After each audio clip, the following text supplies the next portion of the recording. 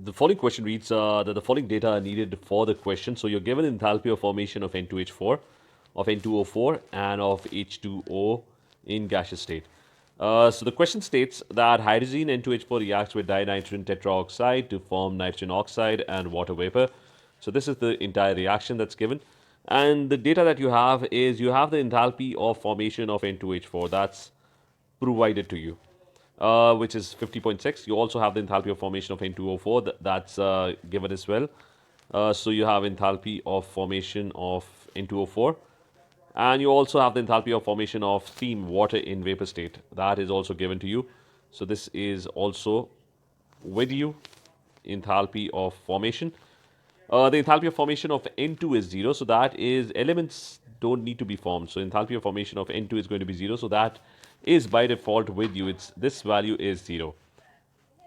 Now, what happens if all these values are given to you? If enthalpy of formation of the reactants are known and the enthalpy of formation of the products are known.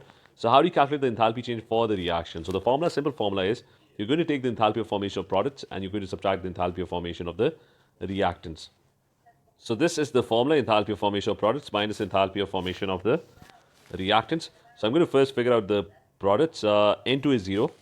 So this would be 3 multiplied by 0. Remember to multiply it by the coefficient. Enthalpy of formation is for 1 mole. So if N2 are 3, so that's multiplied by 3.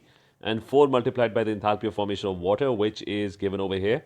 The enthalpy of formation of water is minus 241.8. So that is minus 241.8 multiplied by 4. And I'm going to subtract, so these are my products.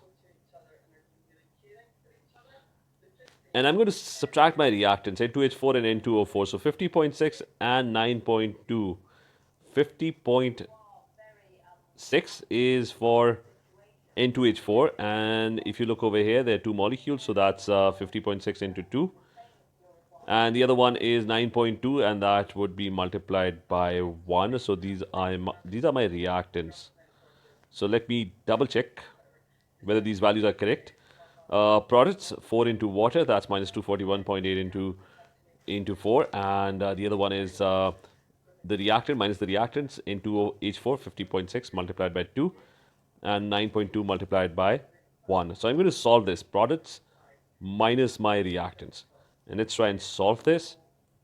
So the answer that I get on my calculator, it's coming out to be minus 1077.6 kilojoules per mole minus 1.